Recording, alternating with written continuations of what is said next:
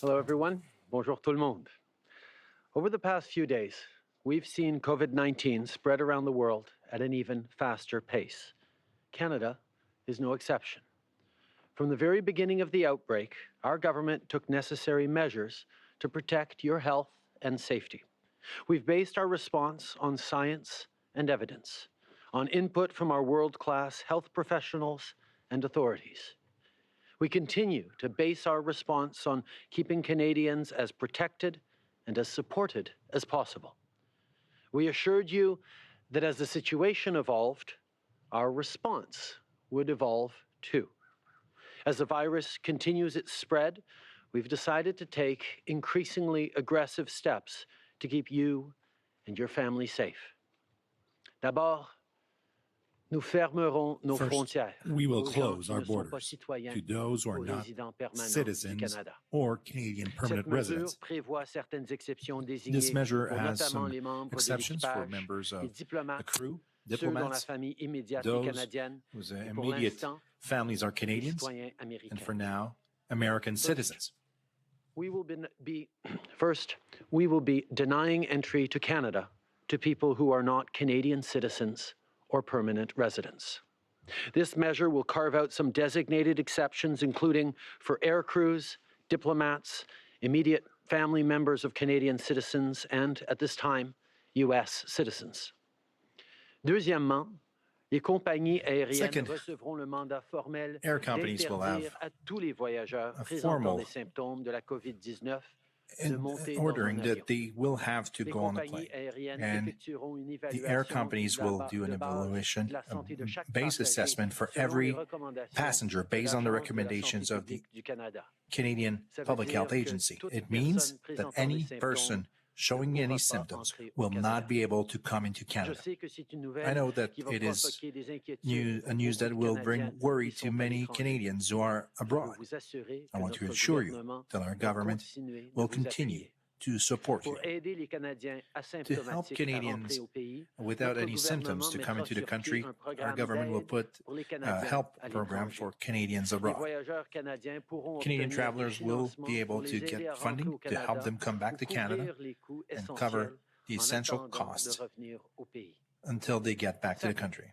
Air operators will be formally mandated to prevent all travelers who present symptoms of COVID-19 to board a plane. Air operators will be required to complete a basic health assessment of every air traveler based on guidance from the Public Health Agency of Canada. This means that anyone who has symptoms will not be able to come to Canada. I know this news will spark concern among Canadians traveling abroad. I want to assure you that our government will not leave you unsupported. To help asymptomatic Canadians return home, our government will set up a support program for Canadians who need to get on a plane. Canadian travelers will be able to get financial assistance to help them with the costs of returning home or temporarily covering their basic needs while they wait to come back to Canada. Troisièmement, Third, starting on Wednesday, March 18, only 4 Canadian airports will accept international flights. Pearson in Toronto, Montreal Trudeau in the International Airport of Vancouver, and the Calgary International Airport. For now, domestic flights and flights from the U.S. and Mexico and the Caribbean and Saint-Pierre and Miquelon are not touched by this measure. Traveling restrictions announced today will not apply to businesses and exchange and trade. We will make sure that Canada continues to get merchandises that are important. Starting Wednesday, March 18th, only 4 Canadian airports will be accepting international flights: Toronto Pearson, Montreal Trudeau, Vancouver International Airport, and Calgary International Airport. At this time, domestic flights, as well as flights coming from the U.S., Mexico, the Caribbean, and Saint-Pierre-et-Miquelon, will not be affected. The travel restrictions announced today will not apply to commerce or trade. We will continue to ensure the supply of important goods to Canada. I know that these measures are far-reaching. They are exceptional circumstances calling for exceptional measures. Earlier today, I had a call with our G7 partners to inform them of these important changes. From the very beginning, Canada's response has been based on the latest available science and advice from our world-class health professionals.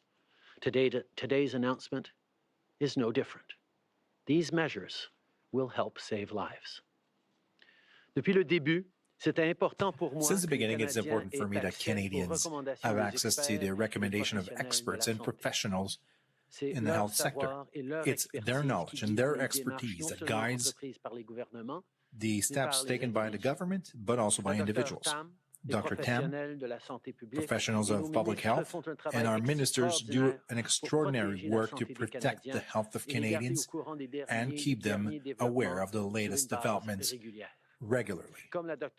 As Dr. Tam said yesterday, public health authorities have administered 25,000 tests up to now, and their job continues to make sure that the largest amount of Canadians can have access to the latest information. Health Canada will do an update every day at the same place at 12 noon, starting tomorrow. Today, their press event will follow right after mine. Dr. Tam, public health officials, and our ministers have been doing a tremendous job of keeping people safe and providing regular updates. As Dr. Tam said yesterday, public health authorities have conducted 25,000 tests to date, and this work continues. To ensure that more Canadians can have access to the latest information on COVID-19, Health Canada will be holding its daily update at the same place at noon, starting tomorrow. Today, their press conference will take place after my remarks. Measures announced today are added to everything our government has done up to now. On Friday of last week, Minister Morneau has announced new measures to support financially the workers and employers across the country. $1 billion available in additional support for Canadian businesses. This is a tool that has worked before in difficult circumstances, and we're confident that it is going to work again. The economic impact of this pandemic is shifting hourly, and we recognize the stress and anxiety that it is causing. As I've said, we are prepared to see Canadians through this time. We will have additional measures to announce as early as tomorrow to support Canadians, particularly our most vulnerable. Right now, provinces and territories are facing different realities and risks, which means taking steps that make sense for people in each area. At the same time, we also need to keep building an aligned, Canada-wide approach. On Friday, I held a telephone meeting with the Premiers and Deputy Prime Minister Freeland, and information has been flowing continuously since. We've been in constant communication with the provinces and territories so that there are no barriers between our jurisdictions during this critical time. During the meeting, I spoke to premiers about the $1 billion COVID-19 response fund our government has put in place, which includes support for provinces and territories and their healthcare systems so hospitals can prepare. We can still slow the spread of this virus, but as Dr. Tam said, that window is closing. So far, we've seen many provinces take aggressive steps to protect their communities. I want to thank them for their work. It's time to take every precaution to keep people safe. The COVID-19 Response Fund also includes support for Indigenous communities. On Friday, I spoke with First Nations, Inuit, and Métis Nation leaders to discuss the work we're doing together on preparedness and mitigation efforts.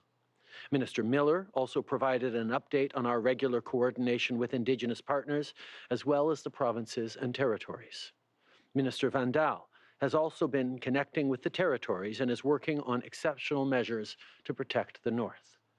We're making sure that everyone, no matter where they live, is prepared. Measures announced today are added to the recommendations emitted by health professionals. I want to remind all Canadians that they should avoid non-essential traveling outside the country until new information is given, and we recommend to all those who are currently abroad to come back to Canada when it's still possible to do it. And I want to be clear. If you are abroad, it's time to come back home. If you just came back home, you need to isolate yourself for 14 days. And finally, all Canadians should stay home.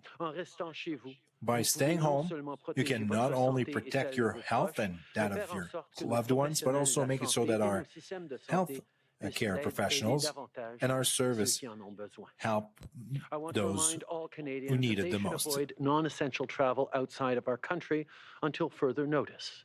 Canadian travelers should return to Canada via commercial means while it is still possible to do so. Let me be clear. If you're abroad, it's time for you to come home. If you've just arrived, you must self-isolate for 14 days. And finally, all Canadians, as much as possible, should stay home.